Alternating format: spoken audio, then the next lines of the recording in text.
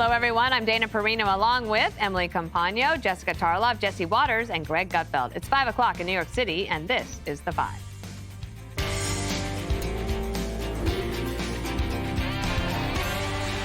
And disturbing new questions tonight on the vetting of Afghan nationals after the horrific ambush shooting of 2 National Guard members in Washington, D.C. Investigators are digging deeper into the accused Afghan gunman who killed Army National Guard Specialist Sarah Beckstrom and leaving Staff Sergeant Andrew Wolf clinging to life.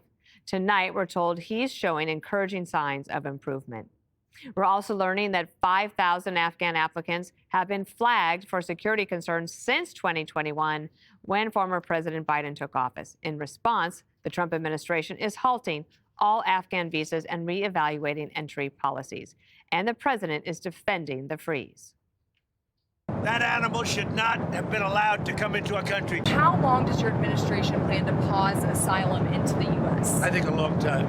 Can you give any We kind don't of want time? them. We don't want those people. We have enough problems. We don't want those people. Is there a list of... Well, I guess we gave you 19, right? And it's probably more than that. They're very crime-ridden countries. They're countries that don't do a good job. They're countries that don't register from the standpoint of success. And we, frankly, don't need their people coming into our country telling us what to do. White House Press Secretary Caroline Leavitt says the tragic shootings underscore the importance of Trump's mass deportation operation.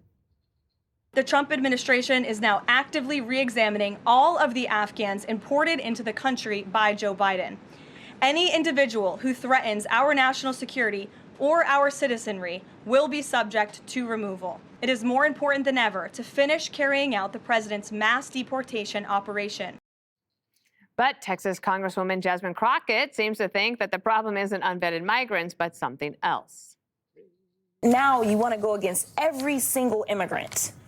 That doesn't make sense. And it's frankly not who we are, because if that's the case, let's talk about the white supremacists and how many of them need to be kicked out of this country, because I can guarantee you I can track down more crimes that they've committed, because overall immigrants have a lower crime committal rate than white supremacists. But we don't want to talk about that in this country. All right, Jesse, shall we kick it off with you today? Your It's thoughts. just the craziest story I've ever heard. So the CIA starts these paramilitary units in Afghanistan. They're like, hit squads. They kick down doors in the dead of night and just kill everybody in there. You give these guys guns, you give them cash, you give them some intel, and they do the dirty work. And they did a very good job for us. So when you leave Afghanistan, these guys probably get slaughtered by the Taliban. So what you do is you fly them to Qatar. And they say they vetted them in Qatar. Now, what does that mean?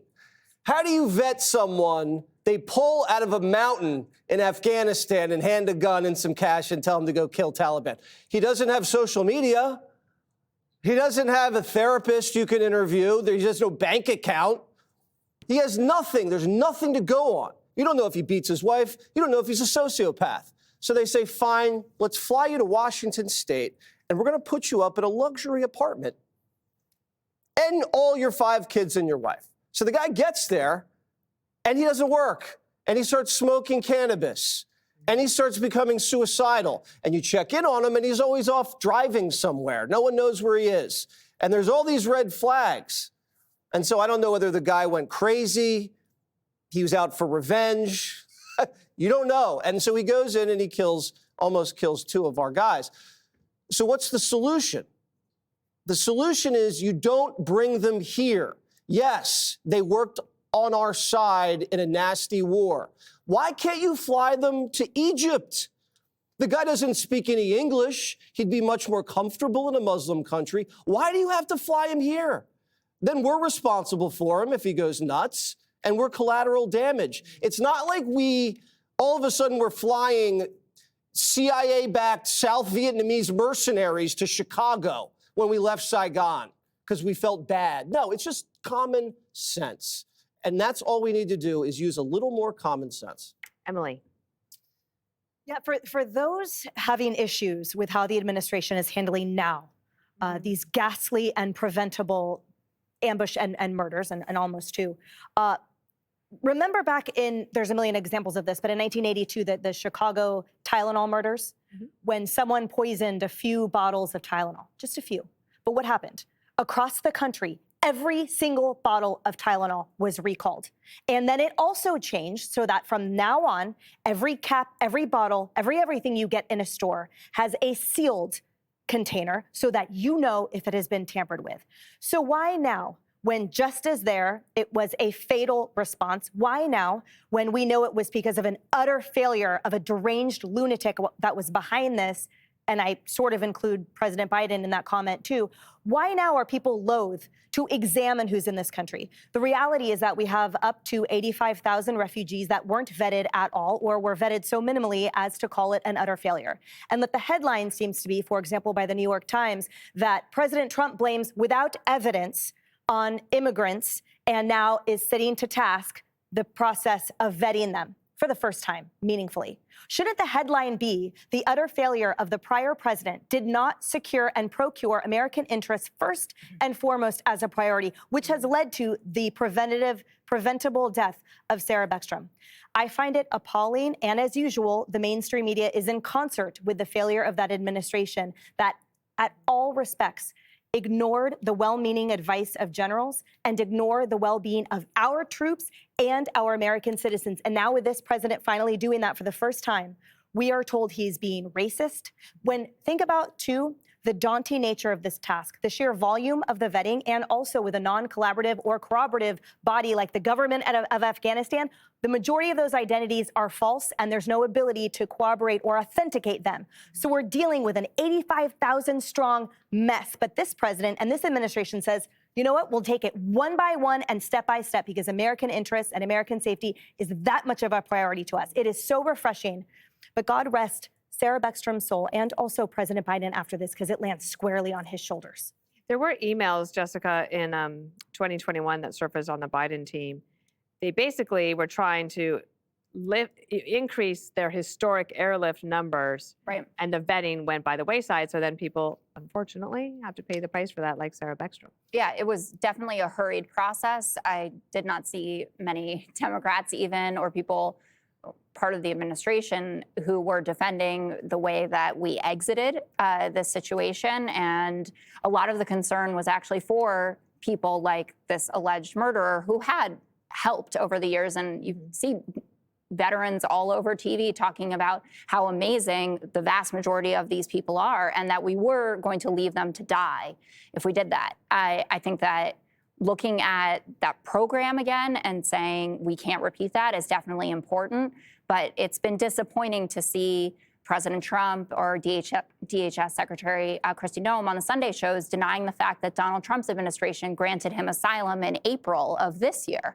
So they had a chance to evaluate the situation as well when he was nuts, when he was suicidal, when he was threatening, all these things that had been going on in his life, and they also let him stay. So just making this it was your fault, not we have an American problem, I think turns a lot of people off from this, or this kind of rhetoric when Trump is posting that you need to denaturalize people who undermine domestic tranquility and deport foreign nationals who are non-compatible with Western civilization. Using those kinds of sweeping terms versus saying, we need to look at this program and we need to make sure that everyone that we are bringing here deserves to be here is a much more appropriate response to it. But, you know, I understand and was personally hugely upset by this and continue to be, and hope that, you know, the soldier who's fighting for his life can get through. So many of these stories that we've covered over the years, Greg, have to go back to that the terrorist only has to be right once. You have to be right every single time. And doesn't seem to be a way to track radicalization in a way that would prevent it. Well, first of all, it isn't Trump's fault for not finding the needle in a haystack that was placed by somebody else. You know, it would be perfect, it'd be great, but it's not his fault. We share the same brain, Emily.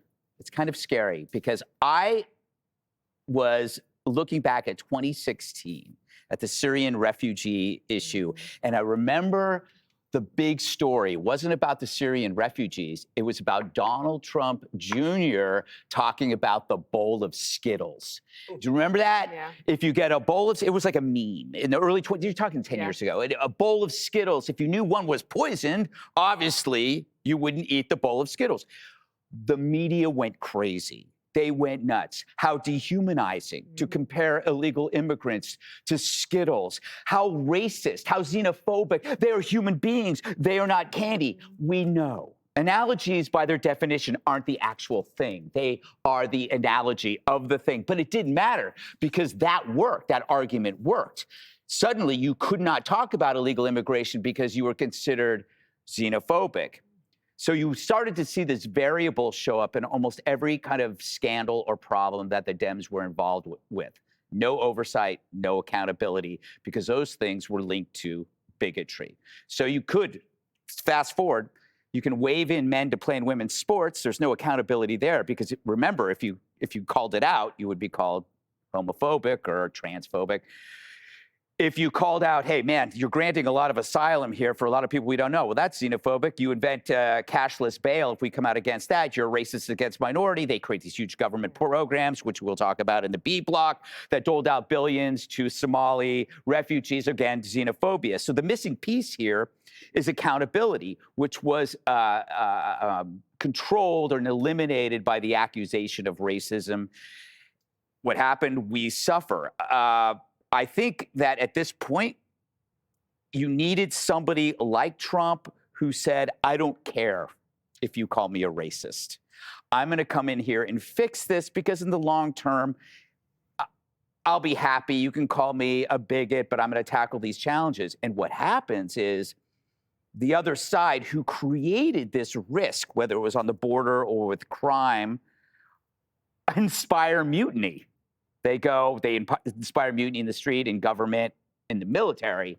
So not only do they create the opportunity for hell at the border and with the National Guard. Think about the National Guard. They were in D.C. fixing lack of oversight with crime, and they get shot and killed because of a lack of oversight on immigration. All Trump is trying to do is, I'm trying to fix the oversight, and they go, we have a problem with your process. No, you don't have a say in the process anymore. You're done. So, great way to end it. All right, coming up next, a $1 billion fraud firestorm erupting on Tim Walz's watch. Click here to subscribe to the Fox News YouTube page to catch our hottest interviews and most compelling analysis. You won't get it anywhere else.